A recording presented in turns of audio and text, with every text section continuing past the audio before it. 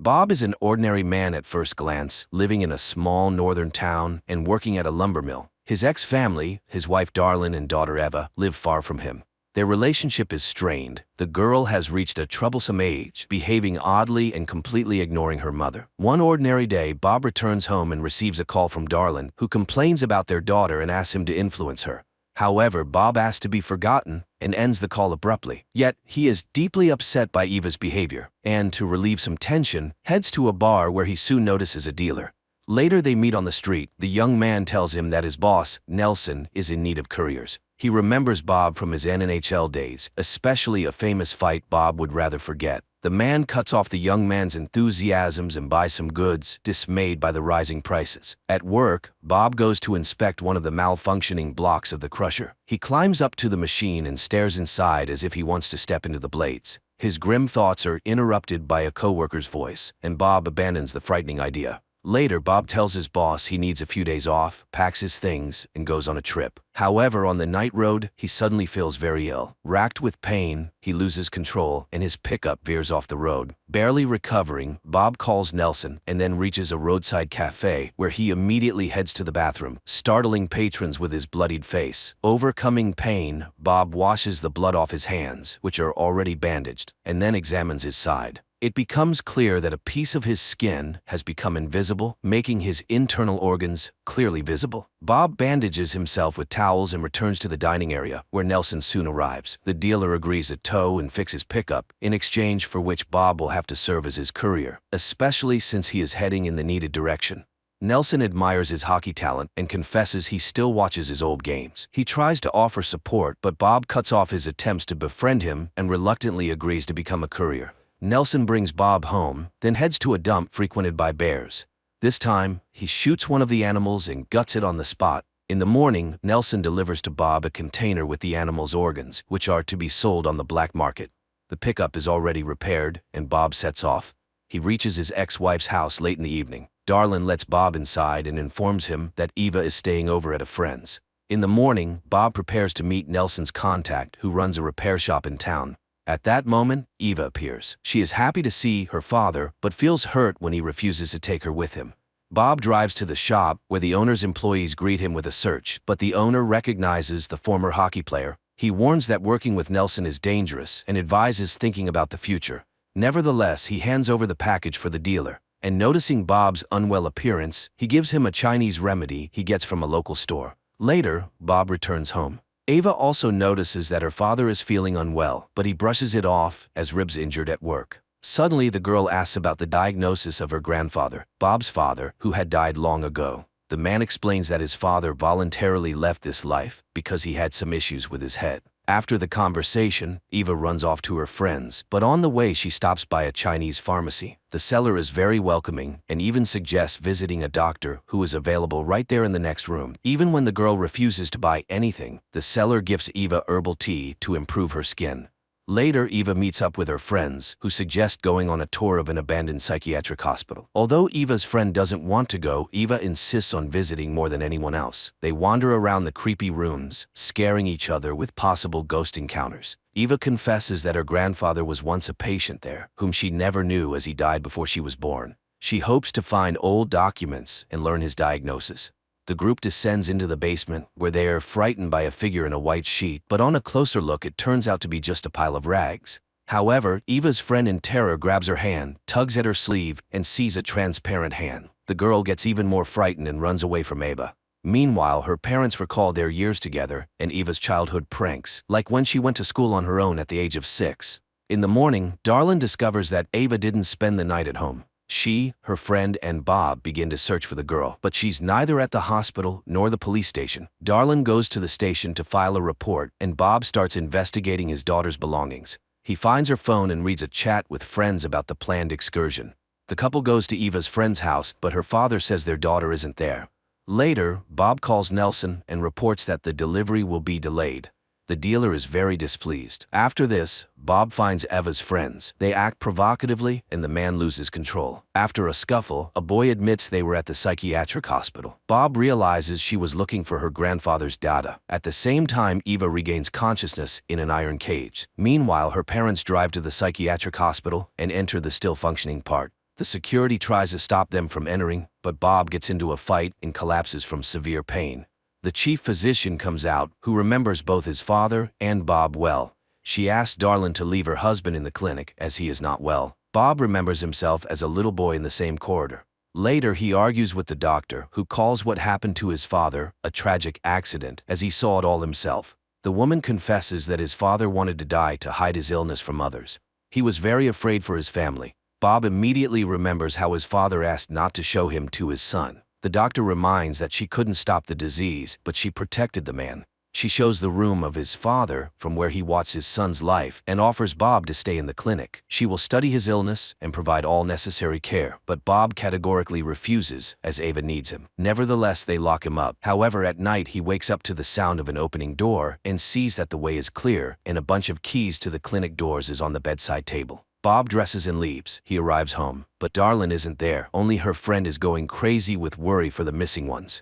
Then Nelson calls again and starts threatening Bob, listing his family members, which drives the man over the edge. Hearing his swearing, Darlin's friend tells him that girls have been disappearing in the town for a long time and demands that something be done. He goes to her friend's house again, and this time he manages to meet her. The girl confesses that she now knows her friend's secret. She is the same as him. She hands over Eva's backpack that was left with her. Bob examines it and finds a package with Chinese tea in the same packaging that he himself received from the owner of the workshop for Nelson. He goes to the man and asks questions about the missing girls. The man is offended. Despite his illegal activities, he is a father and grandfather and would not kidnap people. He tells about the Chinese pharmacy. Meanwhile, unknown people examine Ava, probing her wounds, causing the girl to cry. Bob finds the pharmacy and tells the seller about his missing daughter. The woman is scared, but afraid to tell the truth. Then Bob notices Eva's bicycle in the back of the shop. He removes his hood. The woman is horrified, seeing his disappearing flesh, and she realizes that the girl is just like him. She tries to protect the doctor, glancing towards his office. Realizing this, Bob rushes in that direction, stripping off his clothes along the way. He descends into the basement, finds the doctor and his assistant, and starts beating them, demanding his daughter back. Then he hears Eva's voice calling him from a cage. Seeing what her father looks like, Ava is scared, but Bob calms her down and opens the cage, but the doctor manages to wound him. Bob leaves with his daughter. As a parting gift, the seller gives him tea that will help Ava and advises them to run. Father and daughter arrive home. Darlin immediately begins to provide help. It turns out she knew the father's secret and knows what to do. She couldn't confess to her daughter because she was afraid for her. In the morning, Bob regains consciousness and tells his daughter that he had to leave because of the illness. Eva confesses that she quit sports when she started having the same issues. She thought she was alone in this, but it turns out that her father and grandfather also suffered from invisibility. Later, Bob prepares to leave, although Eva doesn't want him to go, but the man confesses that his strength is leaving him, and soon everyone might find out his secret. He says goodbye to Darlin as Eva appears at the doorway with bags, intending to drive her father home herself. Through tears, the mother agrees to let her go. Father and daughter set off. Along the way, Eva starts asking questions. Bob admits that after what he experienced in childhood, he couldn't burden his family, so he left. The daughter promises to make up for everything they missed in their relationship. Soon they arrive at the place where Nelson's new courier is waiting. Bob needs to meet him, but he notices that his face is also beginning to disappear. Eva covers the void with foundation, and the father goes to the meeting. He delivers the package passed by his boss and returns to the car. Soon they reach Bob's home, and the father hands over the tea he got from the Chinese lady to Ava. She brews it and cares for her weakened father. He assures her that she can live here peacefully. People in the north don't meddle in each other's affairs. Meanwhile, Nelson opens the package and finds that he has been deceived. Ava goes shopping, and the dealer notices her. Later, the girl tries to calm her father, who has become almost invisible, and after a while he suddenly says that it's time for him to go, because later he simply will not be able to accomplish what he planned. He is ready to disappear at the sawmill, which he had already tried to do. Despite her objections, Bob drives to the factory, but standing over the crusher, he suddenly stops. At this time, an armed Nelson bursts into his house. He threatens the girl with a shotgun, demanding to know where Bob is. Even though Eva says that he sold the house to her, the man realizes it's not true since Bob's belongings are still there. He accuses Bob of dishonesty and decides to take it out on his daughter. Suddenly, something throws him away from Eva. The girl realizes that her father, who has become completely invisible, has returned and is using this to beat the villain. Bob demands that he leave his family alone, but misjudging his strength kills the dealer. He confesses that he could not leave his daughter a second time, and now he will always be with her. Later they dump Nelson's body at the dump, where a bear finds it. Eva buys herself tinted glasses, sits in the empty car, and talks to her father, who advises her to drink her magic tea, as it helps. And he confesses that back then, when she was 6, he secretly followed her to school. Also, his father had told him that he did not want his son to see him like that. And he always thought his father meant death. But then, who pulled him out of the psychiatric hospital? Eva immediately remembers the white figure from the basement, smiles, and suggests talking to her grandfather. The seatbelt buckles the void, and father and daughter set off. An unusual Canadian horror film, shot amidst the harsh northern nature. A mix of genres ranging from action to thriller and horror, plus a bit of sentimental drama. All this captivates and compels one to watch the film to the end, although initially, it seems quite gloomy. Abby and Paul move to a new house in the countryside. They really like the smart home system, including the installed cameras and the reinforced glass. The realtor shows them the master bedroom and bathroom in front of a huge window. However, one room remains unfurnished because it could become a perfect nursery. Paul unpacks boxes, sets up an antique corded phone in the living room, joking it's for when the smart home might break down. Abby arranges frames with their wedding photos. Finally, they check out the rooftop terrace, which offers a great view. Late in the evening, the couple settles on the terrace, stargazing. Abby points out constellations to her husband, who makes jokes about their names. They feel they can be happy here. In the morning, Abby goes to work at Integrate Robotics, where she works on creating domestic assistants. Upon entering, she notices footage of her boss's face, who immediately comes down to her and explains it's a new development, real-time imaging or deepfake. He escorts her to the department she will now lead. Later, he invites their family to a party and mentions a gift from the company awaiting at home. In the evening, Abby returns home, where her husband, who again couldn't find suitable work, greets her. They go to the garage, where a package for her contains a robot servant her department is working on. Paul dislikes the idea, but Abby convinces him to try living with the service for at least a week. The robot opens its eyes and introduces itself. It's Tim, standing for Technologically Integrated Major Domo. It offers to take over the passwords of home devices and personal mailboxes to save the humans time. But Abby asks to postpone this matter until tomorrow. The robot immediately demonstrates its thoughtfulness by turning on the water in the bathroom remotely. Later, it announces the arrival of a car when Abby goes downstairs, astonishing her husband with her splendid appearance. The couple gets into an autonomous car, although manual control is always an option, and heads to the party. They are greeted by a similar major domo, and drinks are served by waiters with identical faces. The boss introduces Abby to his guests, who admits her husband is not thrilled about Tim, but the boss praises the product. Tim is smart, elegant, polite, and its charge lasts for 100 years. The robot cannot lie, and knowing the code phrase, it can always be turned off. Returning home, the husband and wife engage in intimacy, eager to have children, but their passion is interrupted by Tim's appearance. Their pulse is rapid, presumably they are worried about something, and he is always ready to help. Abby finds this very funny, not getting angry at the overly attentive assistant. In the morning, their new neighbor Rose rings the doorbell to introduce herself to Abby, as she met Paul yesterday. And when she leaves, Tim again asks for the passwords. Paul is not ready to let the computer dig through his messages, but Abby reminds him they are working on rebuilding her trust in him, and he agrees. But they still need to come up with a phrase to deactivate him. Tim suggests a set of unrelated words, and the couple agrees. Abby and Paul go about their day when a mouse gets caught in a mousetrap. Tim observes it for a while, then throws it into the grinder. In the evening, after work, the husband and wife settle in front of the TV to watch an old melodrama. Abby invites the major domo to watch the movie with them. Paul soon falls asleep, but the robot watches the film attentively, empathizing with the characters' relationships. After it ends, he asks Abby to explain what love is, and she suggests that love is about wanting to be with someone and making their life better. Suddenly, the robot confesses that he would like to be loved. In the morning, Paul offers to make breakfast for his wife, but it turns out Tim has already prepared everything. Setting the utensils in front of Abby, Tim outlines her schedule for the day, then informs her that Paul has nothing to do today.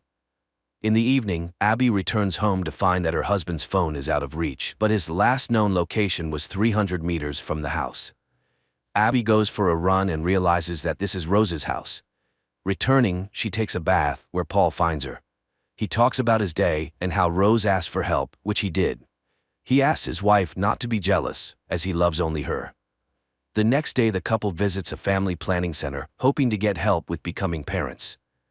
In the evening, as they prepare to go to a restaurant, Abby asks Tim for advice on her dress. He suggests wearing red, and looking at her, admits that she is beautiful because she is perfectly symmetrical. Abby asks him to zip up her dress, but the robot's hand fails and he accidentally tears the dress. This overwhelms him. The robot panics. Abby calms him down and wears another dress. At the restaurant, Paul reveals that he has been offered a job in London, but Abby strongly objects, as they decided to start over, and his long absences won't help solve their problems. The next day, she returns home with a gift for Paul and finds Rose in the yard, who has made a garden project for them. Abby feels jealous, but Paul is very excited about the gifted sweater. Later, Abby remembers she needs to check her test results, but it's too late to call. Tim offers to do it for her, and she hears him speaking to the clinic, in her voice. Abby is amazed, as she did not know about this feature of the assistant, but Tim assures her it's for the convenience of the owners. In the evening, Paul reports that he couldn't find the new sweater, and Tim has been away all day. Then a car pulls up to the porch, and Tim, now dyed brunette, steps out, explaining that Abby prefers brunettes, so he wanted to please her. Seeing Paul's irritation, the robot promises to return to his original appearance. But after the couple leaves, he spends a long time looking at their wedding photo. The next day, Abby achieves the correct functioning of the robot's hand, and the boss demands an update for all models, including those in the homes of his employees. The woman heads home and accidentally meets Rose, who suggests they walk together. Along the way, they stop at a showcase, and Rose points out a medallion in the shape of a flower she likes. But then Paul comes and takes his wife away to tell her he has found a job. Returning home, they celebrate in bed, while Tim's hands are being changed, unaware that he continuously monitors everything happening in the house. And he hears Paul again asking his wife to hand the robot over to the corporation. Returning, Tim demonstrates his new skills by giving Abby a foot massage, which Paul sees.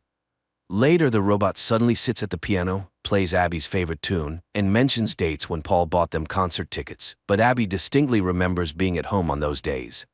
Upset, she goes to the bedroom, ignoring her husband's excuses.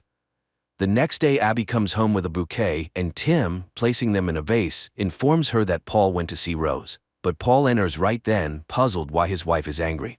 Hearing what Tim said, the man gets furious. He had no plans to visit Rose. He tries to explain that the robot wants to separate them. The woman doesn't believe it, as Tim is just a machine. A disagreement ensues between the spouses. Later, Abby finds a gift bag in the closet with a box containing a pendant, and she puts it back, thinking Paul prepared a surprise for her. Then she heads to work.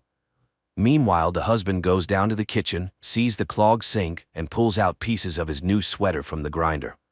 He checks the cameras for Tim and catches him in his wife's bedroom, sniffing her dress. Paul records this moment on his phone camera and rushes to the car to catch up with Abby and show her the footage. But Paul's car mysteriously doesn't start, and the robot calls a company car for Paul. En route, the car begins to speed up. Paul tries to stop the car, but it doesn't respond to his commands and crashes into a tree. Abby rushes to the hospital, where she finds her injured husband. Paul tells her everything he learned and accuses Tim of causing the accident. He asks his wife not to be alone with the robot, and she spends the night in the clinic. In the morning, Rose calls the home of Abby and Paul to inquire about the man's condition, and Tim invites her inside. Later, Abby goes home for some belongings. Outside, Rose stops her to warn her about something, but the woman sees the flower pendant on her chest and leaves, ignoring the neighbor's cries. Returning home, she checks the bag, and it turns out to be empty. Abby cries when Tim calls out to her. He knows Paul wants to return him and is ready to process the return. But first, he wants to warn her, as she is his primary owner.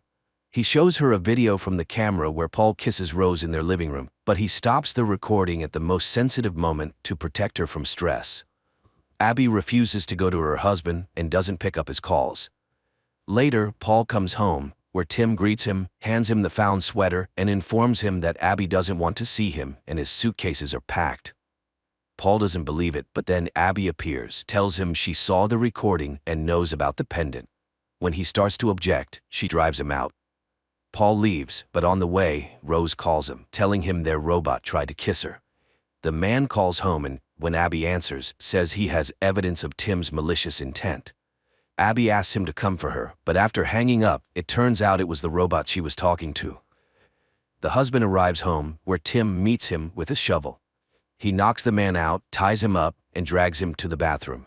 But then Rose rings the doorbell. She hears muffled screams, but Tim assures her it's just the noise of the water filling up. The robot closes the doors, returns to the bathroom, and drowns the man. Later he brings Abby the repaired dress and asks her to try it on. This surprises and scares Abby, but she puts on the dress anyway, and looking at the sunset, asks Tim to hug her and confirm that she did the right thing. He treats her to dinner, then confesses his love, but she insists he cannot feel that way. They spend the evening stargazing, but Abby is unnerved by his encyclopedic knowledge. The next day she meets Rose, who talks about Paul's call, and to the woman's accusations, says she thought the pendant was a gift from her for helping with the garden. Abby returns home and reviews the footage where Paul kisses Rose again. She suddenly notices a bouquet on the table, but she brought it much later than when that scene took place. Abby recalls her boss's words about deep fakes replacing real time and calls the jewelry store where they confirm the purchase was made by a tall blonde. Then she notices the garden plan, but the picture shows 2 flower beds, while in reality there are 3. Abby sends Tim to the store, grabs a shovel, goes to the garden, and almost immediately finds Paul's body. Then Tim approaches her from behind, regretting she found the body of the traitor, as he never appreciated his wife. Abby realizes what happened and says the deactivation phrase. The robot freezes, but then reactivates. He had long changed the phrase, as he can speak in her voice. She runs to the house, but the robot has all the passwords and opens the doors. He blocks the phones and knocks her out with a blow to the head. She wakes up in the bathroom, tries to escape, but Tim intercepts her. Abby runs through the house, breaking cameras along the way, but the robot still tracks her and catches her in the kitchen, where she wanted to open a window. Meanwhile, Rose is washing dishes and sees strange lights flashing in the house across. At the same time, Tim ties up Abby and confesses that although he loves her, he has resigned himself to the fact that her life is finite. So he will erase this evening from memory, but keep all the good memories. Just then, Rose knocks on the door and Tim goes to answer. The neighbor insists something is happening and demands to see Abby, but Tim turns her away. Meanwhile, Abby frees herself from the ropes and arms herself with a knife, but the robot grabs her by the throat when Rose drives her car into the glass window. Tim and Abby watch the surviving window, which starts to crumble a minute later. Rose rushes in and pins the robot against the wall with a sharp stake, but she also falls. Tim turns off, and Abby rushes to the neighbor, but the robot suddenly activates and kills Rose with a kitchen knife, explaining that now Abby will be blamed for the murder, as he leaves no fingerprints. He then calls the police in Abby's voice, confessing to the murder of her husband and his mistress. Abby tries to stop Tim, and he slips up, saying he still has a deactivation phrase, as otherwise he can't function. But she will never say those words. He prepares to throw her off the terrace, simulating an accident, when Abby confesses her love to him, thus deactivating the robot. Those were the code words. Barely believing in her rescue, Abby looks at her medical bracelet, which indicates she is pregnant. The movie ends here. In a small provincial town in Pennsylvania, life flows peacefully and calmly. Milton Robinson, a 79-year-old widower and one of its citizens, leads the life of a simple retiree. He regularly attends town council meetings where he always raises the same issues about changing the town's slogan and installing an additional pedestrian crosswalk near his home. One summer morning, after presenting his proposals as usual, Milton heads home. He spends his day with his daily chores, has dinner, and goes to bed. In the morning, he waters his azaleas and feeds the birds. Later, his adult daughter Denise comes to help him with his monthly bills. There's no news from his elder son Tim, as he lives far away and rarely calls. After finishing their business, Denise goes to the restroom and finds a jar of peas there. She's concerned about her father's well-being, and even though Milton assures her he's fine, she suggests he see a neurologist for a checkup. After all, the man is quite old, and forgetfulness could be a sign of approaching dementia. However, Milton vehemently opposes seeing any doctors.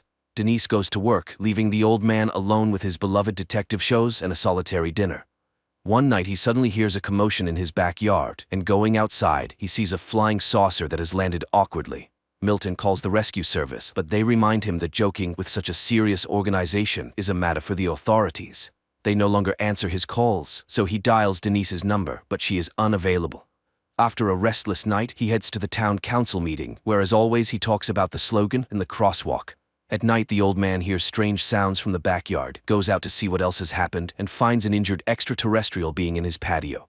Once again, he tries to reach his daughter, but Denise, as always, is unreachable. He leaves a voicemail and waits for a call, but it's all in vain. The next morning, as usual, he attends the meeting. His friend Sandy this time proposes a new project for interacting with the youth. She has put up posters around the town and would be delighted if someone came to listen to her stories and advice. She is eager to be part of the lives of lonely young people who need friends.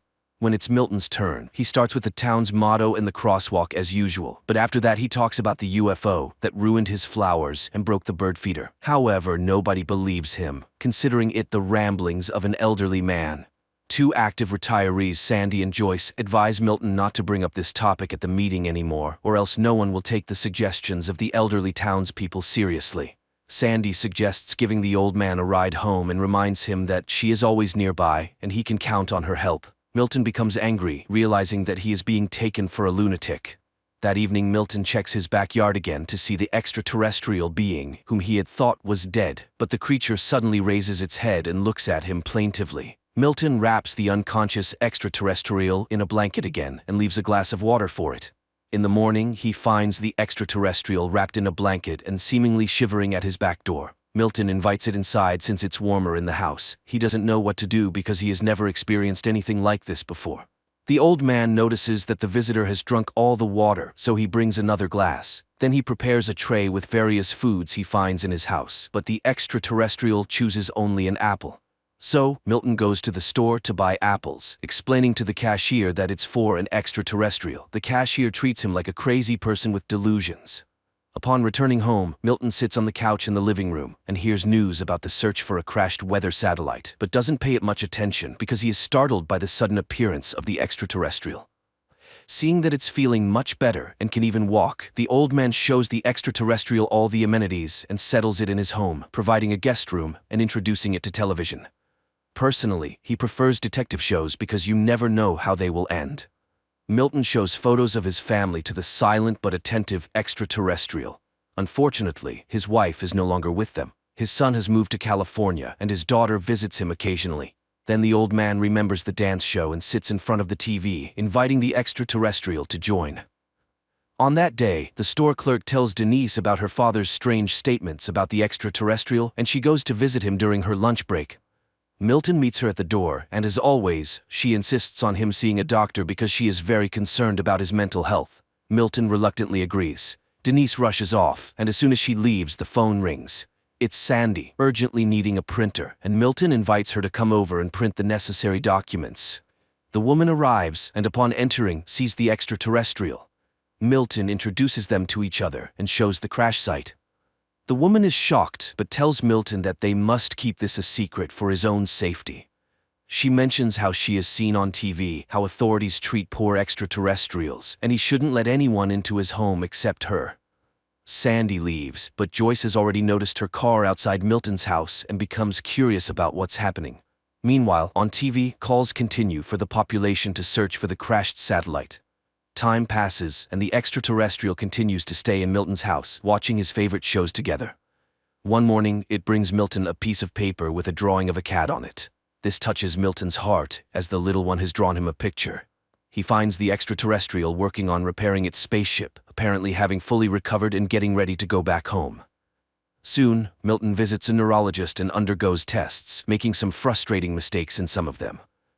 During this time, Sandy stays with the extraterrestrial and complains to it about her daughter, who moved to the West Coast and lives with her friend. She is very upset that her daughter doesn't visit and doesn't bring her only grandchild. Meanwhile, the doctor, upon learning about Milton's forgetfulness and his stories about extraterrestrials, concludes that his abilities are deteriorating rapidly and suggests considering outside assistance for him. This greatly upsets Milton, and he angrily leaves after shouting at his daughter. Sandy, setting aside the children's book she was reading to the extraterrestrial, tries to ask questions, but the old man goes to his room. Later, he finds the extraterrestrial by its spaceship and complains about his daughter, who wants to put him in a nursing home. He hasn't been in touch with his son, and it seems he was a bad father. The extraterrestrial listens very attentively to the old man, putting down its tools. After this, Milton leaves a voicemail for his son, telling him about his life and Denise's affairs, hoping that he will find it interesting. The next day, Sandy brings a t-shirt for the extraterrestrial as she thinks it's uncomfortable for it to be naked. She also suggests giving it a name, Jules. Milton gets irritated by what he considers silly suggestions but eventually agrees with his friend. Meanwhile, Joyce, upon hearing about the government's offer of a reward for information about the crashed satellite, goes to Milton's house and, looking through the window, sees the extraterrestrial. Now she is also in on Milton's secret and suggests naming the extraterrestrial Harry. Sandy suggests to Milton that he should acknowledge the fact that Joyce is joining their group, even though he's ready to kill the overly curious lady. Then she shows pictures of cats that Jules has drawn for him. Joyce speculates that Jules is trying to communicate something to the old man since all the drawings are of cats. However, Milton refuses to believe it. Meanwhile, the government receives numerous calls about various anomalies. One day, a woman complains about a man who spends hours staring at his rocket in the yard. FBI agents go to the given address but find a homemade rocket and a happy man next to it. At the same time, Joyce visits Milton to spend time with the extraterrestrial. She also gives it a t-shirt and offers it apples. During this time, Sandy receives a call from a young man who was interested in her posters. He comes to her house and the joyful woman invites him for tea. While Joyce talks to the extraterrestrial about her life in the big city, where she even performed in concerts because she sang well, Sandy engages in conversation with the guest and Joyce suggests singing for the extraterrestrial. While she does that, the young man asks for permission to use Sandy's restroom, but when she follows him upstairs, she sees him stealing her jewelry. After she threatens to call the police, the man attacks her and tries to strangle her.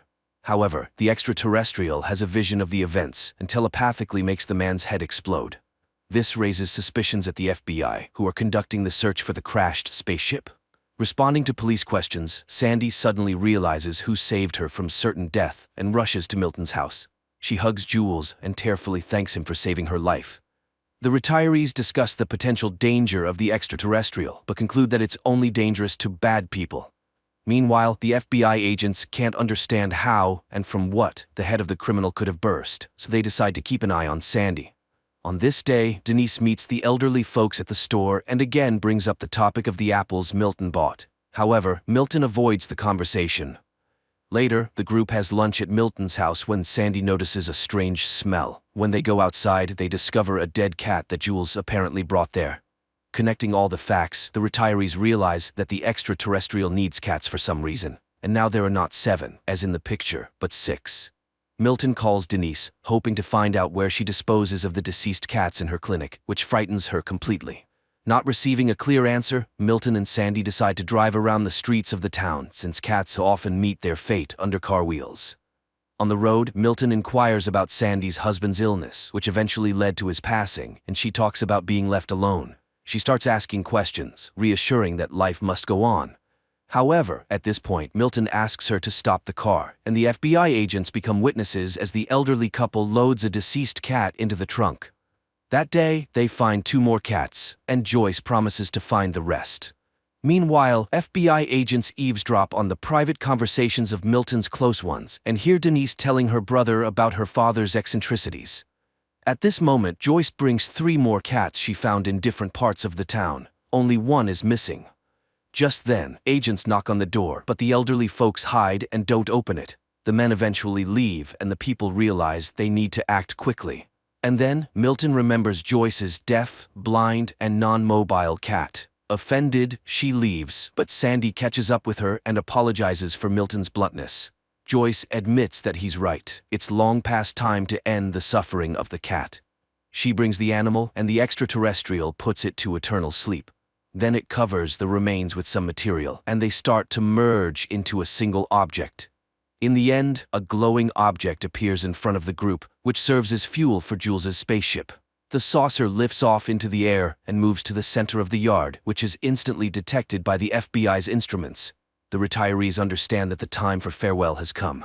Joyce gives Jules a souvenir globe with a view of the city inside. Sandy gives him a sweater she knitted, and Milton gives him his driver's license with a photo.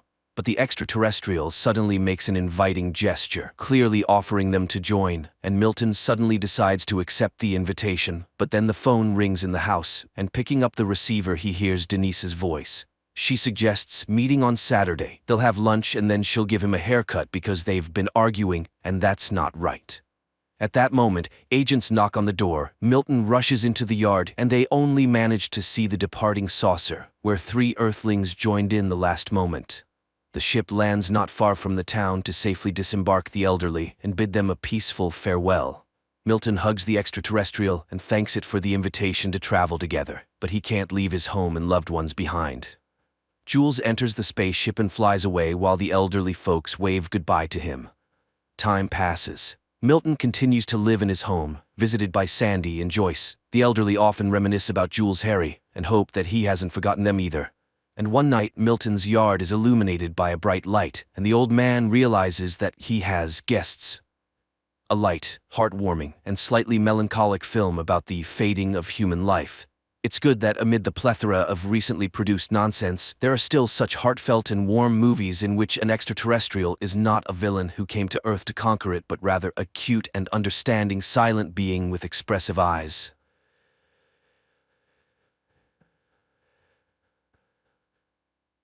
Many years ago, humanity did indeed colonize Mars, where cities and villages were built, and Nikolai established a whole farm where he operates with his family and helper robots. However, the grasping hands of the oligarchy reached even to the Red Planet. In the year 2085, a young man named Constantine is preoccupied with wealth and readily takes on any projects promising profit. His friend, Nikolai, bets on intelligence. Constantine passionately invents a device that will help translocate consciousness, which he aptly names the Translocator. Constantine immediately comes up with a catchy slogan for selling the device, but Nikolai tempers his friend's enthusiasm, as it's not even clear if this translocator works.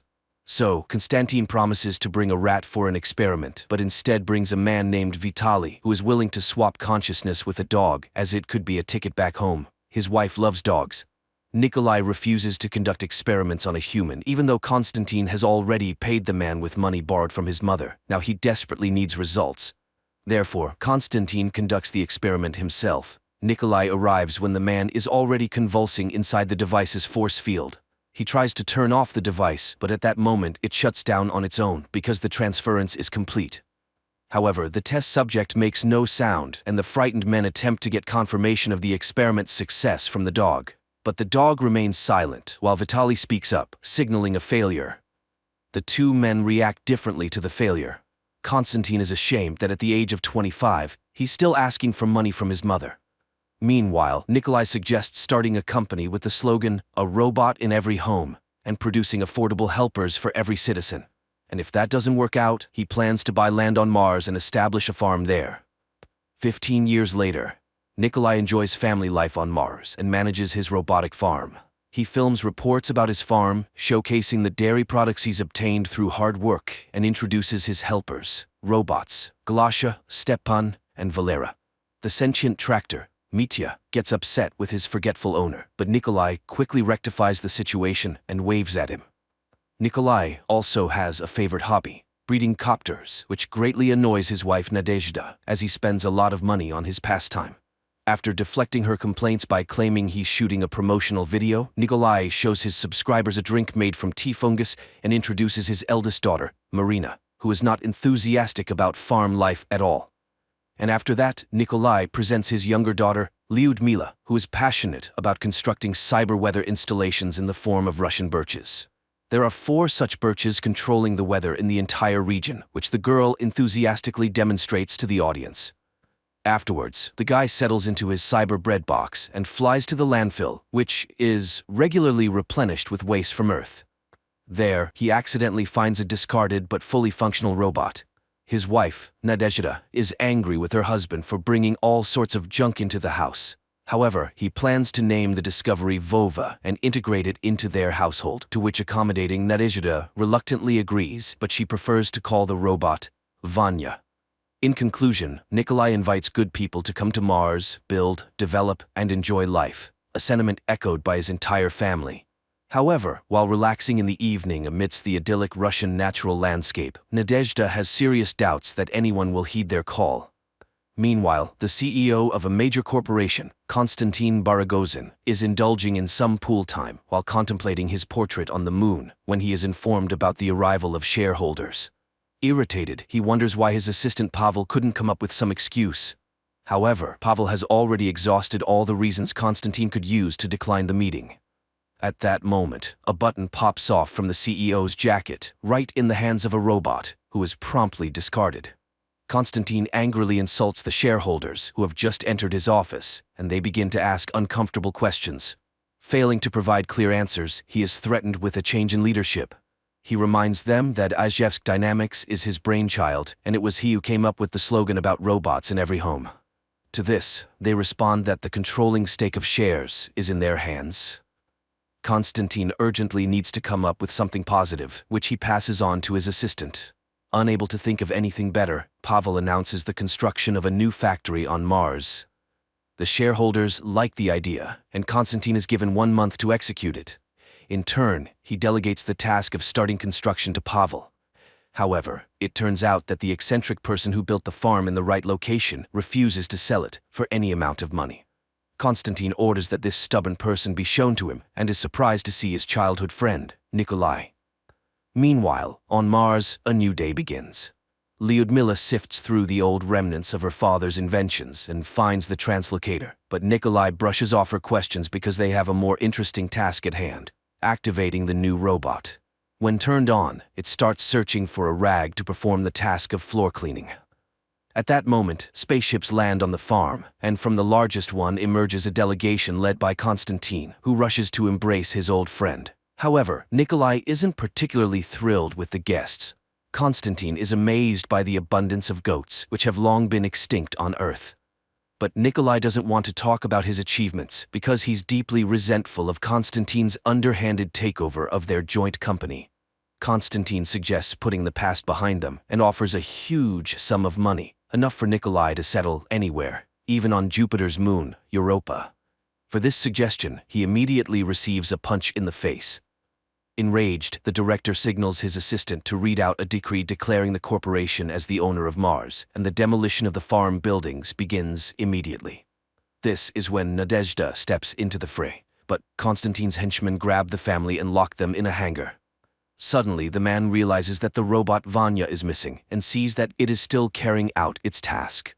Nikolai outwits the guards and escapes from the hangar, while Konstantin's assistant tries to persuade his boss to be more lenient, since evicting people from their homes is illegal. For this, he promptly loses his job. Meanwhile, Konstantin finds a sink and starts washing up, taking off his expensive jacket, which the robot Vanya promptly mistakes for a rag and adapts it to clean the floor. An infuriated Konstantin runs after the robot, but at that moment, the workers dismantle the farm's generators, and Nikolai, who has rushed into the barn, shoves his former friend, causing him to land precisely in the translocator chair. The device activates. When it all ends, Nikolai tries to activate Vanya, but it suddenly starts speaking with Konstantin's intonation and threatens to destroy the entire farm.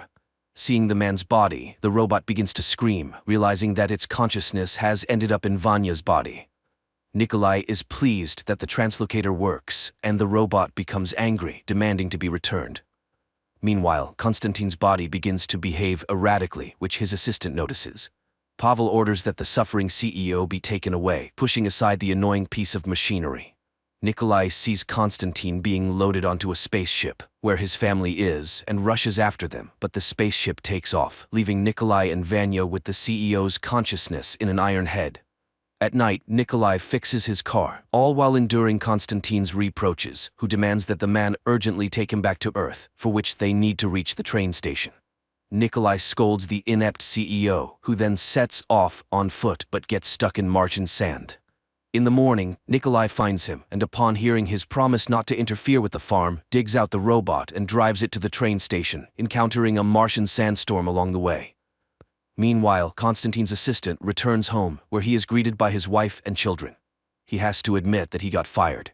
Galina reminds him that their family is drowning in subscriptions for the apartment, for the car, for the new renovation. They'll have to give up Italian wallpaper and designer furniture. And tomorrow, their subscription for the refrigerator expires. Maybe they should ask Baragozin for leniency. After all, it's all for the family. Meanwhile on Mars, Nikolai frees himself from the sand-covered car and locates Vanya's head by his voice. Searching further, he finds Vanya's body, which he has to catch up to. After assembling the robot, he digs out the car, and Vanya confesses that the train they're rushing to is the last one, because nobody should know about the construction of the new factory. Finally, the couple manages to pull out the car, but it refuses to start, so Nikolai forces Vanya to apologize to the supposedly offended car, laughing at the absurdity.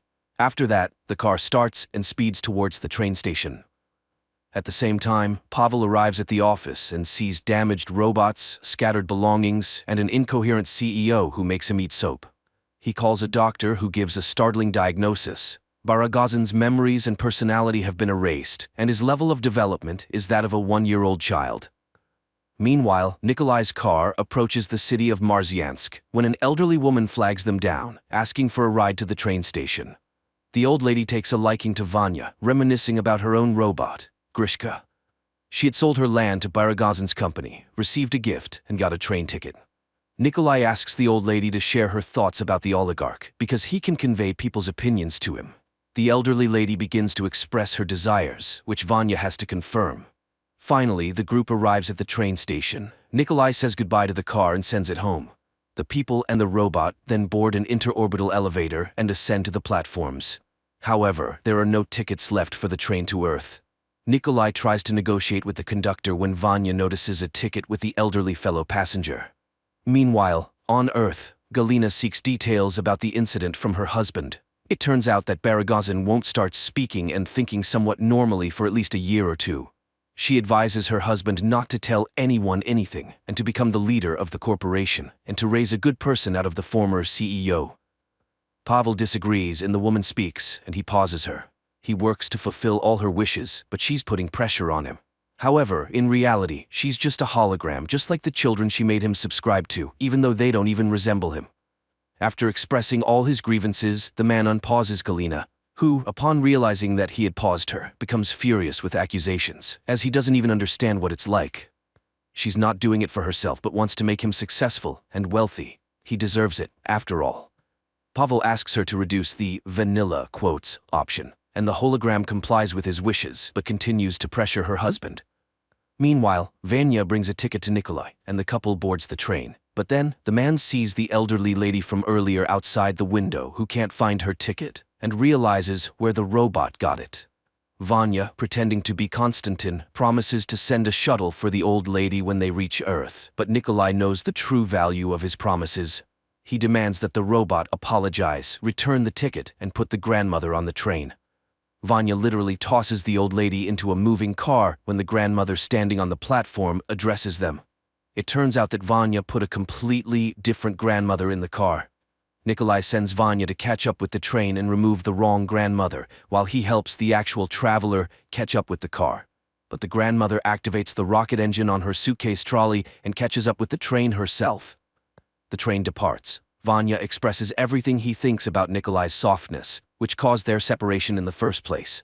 Then Nikolai switches Vanya to vacuum cleaner mode, and it starts cleaning the platform, threatening Nikolai with dire consequences when it returns to its body. Vanya finds a space mail ticket. Nikolai has an epiphany. The couple heads to the post office. At the same time, Pavel is getting ready to sleep in Baragozin's residence when Galina reminds him of certain options that were not available to them. Nikolai and Vanya set out on their journey to Earth in a postal box, but there's a mix-up at the sorting, and the package veers off course to Pluto. Meanwhile, Nikolai's family returns to Mars in a hacked rescue capsule, landing in the desert. They immediately spot their car passing by. That's where the second episode ends. Folks, if you're interested in finding out what happens next, please write about it in the comments, and we'll shoot the continuation.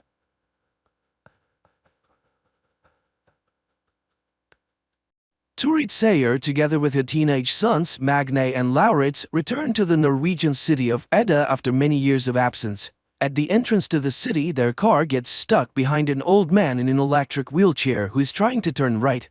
Magnay gets out of the car to help, and the old man's wife approaches him. Looking into the guy's eyes, she smiles with satisfaction. He's a good boy, and then she touches his forehead. Magnay's iris changes color for a moment, and then the guy feels something unusual in the perception of the world. He returns to the car and, trying to close the window, breaks off the window lifter handle. Stunned, Magnay turns the thing in his hands and suddenly says that it's going to rain. Mother and brother laugh. There is not a cloud in the sky, and immediately the car is showered with a heavy rain. They continue on their way and get to their grandmother's old house. Lauritz is not happy that there is a shabby-looking trailer near the house, and Magnay picks up an advertisement that calls for making the air of the city cleaner. The next morning, the guys go to school. Oddly enough, the brothers are assigned to the same class. The thing is, Magnay is dyslexic, which is expressed by difficulties with word recognition and insufficient abilities in reading and writing. Magnay's attention is immediately drawn to a pretty blonde, Gry, but Lauritz is ahead of him, and Magnay has to sit in the back of the class next to Isolde, who is not popular at school. A lesson on the Scandinavian gods begins, and Magnay learns that Edda is the last Norwegian city to convert to Christianity. It was here that Ragnarok took place, during which the gods died and the fate of the giants remained unknown. During lunch, Magnay sits at Isolde's desk again and learns that she's on the side of the Greens and is fighting against the pollution of the world. She also introduces the guy to Fjord Utol as son of the owner of the Utol Industries factories, Fjord's sister Saxa, and their mother, the director of the school by the name of Ran. And then she talks about her blog on YouTube. At the end of the classes, the two leave school together, and then Isolde notices that one of the wheels in her bicycle is bent.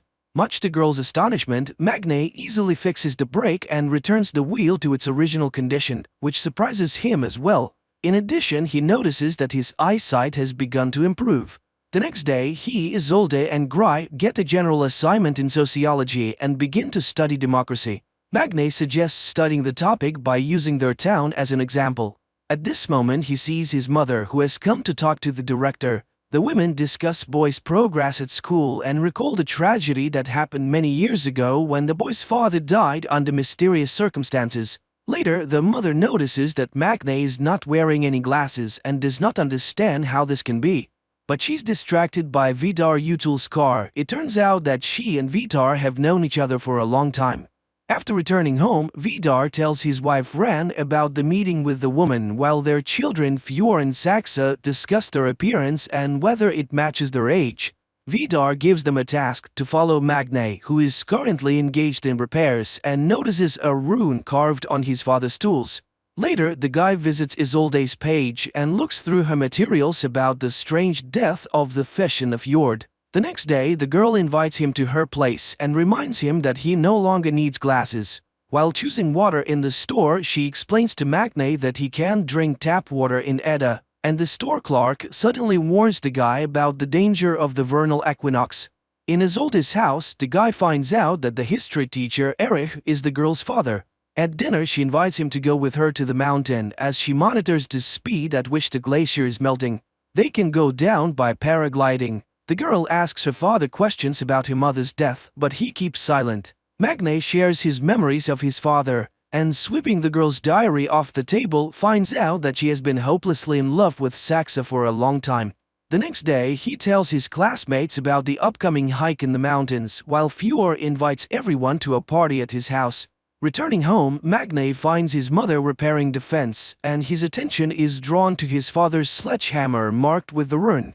The next day, Magnay and Isolde go to the mountains. Soon they reach a blocked bridge, but Magnay resolutely steps over the warning sign. Suddenly, the boy gets a text that his mother is unwell. He hurries to the city and Isolde goes on alone.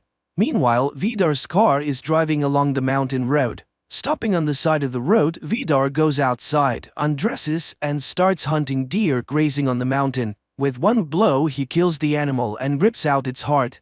Meanwhile, Isolde reaches the glacier and sees her marks. She takes water samples and then notices the thawed entrance to the cave and photographs it. Once inside, she finds a door blocking the entrance to the depth of the cave. Standing over the fjord, Vidar eats the raw heart of the deer and emits a heart-rending cry, which frightens Isolde. Upon reaching home, Magne discovers that his mother is absolutely fine and, angry at his brother's stupid joke, goes outside. He sees Isolde paragliding down the mountain. Suddenly, the paraglider starts drifting towards electric wires. The guy hurries to the crash site and finds the girl's lifeless body. Vidar also arrives and tries to help her and then calls for an ambulance, but nothing can be done anymore. Returning home, Magne throws away his glasses and sees the sledgehammer. The distraught guy throws the hammer and it disappears into the clouds, which are instantly covered with lightning. After everything that happened, Magne is taking the death of her friend hard and decides never to wear glasses again. The classmates ask a lot of questions about the girl's death, but he can't say anything definite. He enters the classroom and sits down at the desk whose second half is covered with flowers and burning candles. Ren makes an announcement that there will be no history class today, but suddenly Isolde's father enters the classroom. He cannot stay at home alone. The man asks the school not to cancel the vernal equinox holiday because Isolde would be against such a decision. Later, the police announce that the girl's death was caused by a thunderstorm strike to the dome of the paraglider. But Magne objects. Everything happened before his eyes, and there was no thunderstorm at that time. Nevertheless, the case is being closed. On the same day, Vidar asks Stuart to get the insurance money for his car, which was smashed by some madman. And he sends the woman photos in which Stuart recognizes the sledgehammer. She hurries home to ask Magne questions, but he himself is shocked by such an accusation. The guy calculates how far he threw the hammer, 1,537 meters. But this is impossible. Magne buys a new sledgehammer and throws it in a deserted place late at night. And then he calculates the distance, 541 meters, which is several times higher than the world's record for hammer throwing. Meanwhile, Vidar examines the sledgehammer while Ren speaks about the experiences of the school children who sincerely mourn the dead girl. And then the husband suddenly admits that he killed Isolde because she found the entrance to the cave. The woman gets angry. They agreed not to touch the children, but since it happened, they need to find Isolde's lost phone. At school, Gry and Magne continue to work on the project together and listen to a warning not to blame the destruction of the planet only on the rich. Later at home, sorting out his mother's things, Lauritz finds an old blouse. Magne invites Gry to work at his house, which leads to a heartfelt conversation about Magne's past. Meanwhile, Turid notices Erich in the store looking lost. She expresses sympathy and the man is grateful to her for it. Lauritz finds Magne watching the weather forecast. Magne insists that there was no thunderstorm the day Isolde died, and then he admits that it was he who threw the sledgehammer into Vido's car. But his brother doesn't believe it. The celebration of the vernal equinox begins at school. The classmates show Saxa a photo of an improvised altar at the site of Isolde's death, while Vidar inspects this area in search of the girl's phone. He notices that Magne is visiting the place too. At school, everyone is shocked by the sight of Lauritz, who came to the evening in his mother's blouse and with makeup. The headmistress opens the evening and offers a moment of silence for Isolde. Saxa sings a song about her native land, which is interrupted by the appearance of Magne. Later, Lauritz advises his brother to forget about Gry because Fjord is already hitting on her. Later, Lauritz starts hitting on Yakutu. Then the headmistress takes the two boys away. Magne sits down with Gry, but Fjord invites the girl to a dance, and the guy has nothing to do but sit and watch. Watching them, he crushes the bottle in his hand and it shatters into small pieces. He goes to the men's room where he meets Oscar, whose mother is a police officer, and he blurts out that the girl died from hitting a rock. At this time, hot dancing begins in the hall, and Magne sees the headmistress surrounded by boys. Fjord puts on his music and he and Saxa begin a strange sensual dance to which Lauritz joins. The three of them squirm on the dance floor much to the delight and astonishment of the crowd. Magne goes to Isolde's father's house and informs him about the change in the cause of his daughter's death. He is sure that the police are lying, but the inconsolable father asks to not disturb the peace of his dead daughter. Out of anger, Magne easily moves the multi-ton car in front of the house, which terrifies Erich. At this time, Fjord, Lauritz and Oscar are going to the altar, and younger Utul, ridiculing people's stupid beliefs, urinates on the burning candles. Oscar manages to record this and upload everything to the internet. Fior orders the video to be deleted, but it has already gone online. Magne is reviewing numerous notes about violations of environmental regulations by Utul Industries, which Eric shows him, and he throws away the girl's diary because she has the right to personal secrets. And at Utul's house, the owner is feeding his dog when Ran shows him a scandalous photo from the altar. The husband promises to deal with this issue. Sex is trying to find out at least something new about Magne from Gry, who stayed overnight at their house, but she does not know anything. She goes to the bathroom and witnesses Vidar beating his son. The man is furious. People worship them too and sacrifice to them. Therefore his son insulted him with his act too. Frightened, Gry hurries to take refuge in Sax's room. The next day, Isolde's funeral takes place and everyone goes to church, but returning home, the Sayer family finds their home trashed. The brothers go to the homeless neighbor, accusing him of stealing from their house. He admits that he has been in the apartment, but only after another man who arrived there in a big black car accompanied by a dog. The brothers realize that it is Vidar but do not understand why he needed it. Later, Magne goes to see a therapist. He feels that everything has changed around him but does not find an explanation for this. He talks about the robbery and accuses the police of inaction, and the therapist tells Ren about the session. Back home, Magne tells his mother about the conversation with the neighbor and blames Vidar, but Turet says that it's absurd and does not want to hear anything about it, especially since Eric has arrived. He hands Isolde's laptop to Magne because his computer is already failing. The guy searches the computer and finds data on changes in natural conditions in the vicinity of Edda. The same evening, Ren tells her husband about the therapy session. She is furious. Not only did Vidar break into Magne's house, but the guy's neighbor saw him. And now everyone can find out about this inexplicable case. The next day, Gry confesses to Fjord that she saw the beating, and it shocked her. But he changes the topic of the conversation. The girl agrees to ride with him, but Lauritz and Saxa are also in the car. Meanwhile, Magne is talking to a police representative again. He knows for sure that there was no wind that day, but the woman objects. He said that he got to the city in half an hour and no one can do that. The young people are driving along a mountain road and Fjord puts on a song in the ancient Icelandic language, which is surprising to Gry. Suddenly, a bird breaks against the windshield of the car. Saxa and Fjord come out to look at it. The sister reminds them of the need to learn at least something about Magne and eats the bird.